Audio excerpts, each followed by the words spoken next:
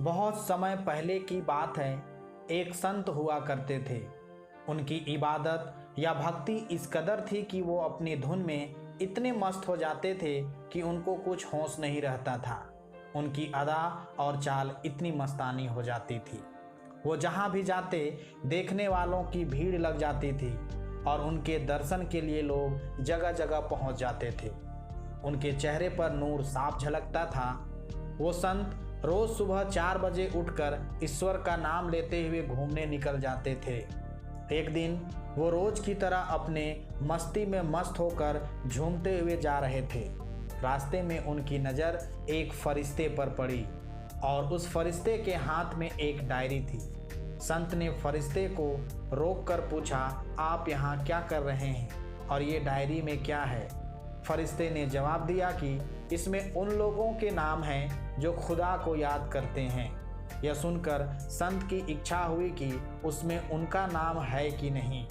उन्होंने पूछ ही लिया कि क्या मेरा नाम है इस डायरी में? फरिश्ते ने कहा, आप ही देख लो, और डायरी संत को दे दी। संत ने डायरी खोल कर देखी तो उनका नाम कहीं नहीं था। इस पर संत थोड़ा मुस्कुराए और फिर वह अपनी मस्तानी अदा में रब को याद करते हुए चले गए। दूसरे दिन फिर वही फरिश्ते वापस दिखाई दिए, पर इस बार संत ने ध्यान नहीं दिया और अपनी मस्तानी चाल में चल दिए। इतने में फरिश्ते ने कहा, आज नहीं देखोगे डायरी? तो संत मुस्कुरा दिए और कहा, दिखा दो। और जैसे ही डायरी खोलकर देखा तो सबसे ऊपर उन्हीं संत का नाम था। बस इतना सुनना था कि वो संत दहाड़ मारकर रोने लगे और कई घंटों तक वहीं सर झुकाए पड़े रहे और रोते हुए ये कहते रहे, ऐ ईश्वर, यदि मैं कल तुझ पर जरा सा भी ऐतराज कर लेता तो मेरा नाम कहीं नहीं होता, पर मेरे जरा से सब्र पर तू मुझ अभागे को इतना बड़ा इनाम देगा।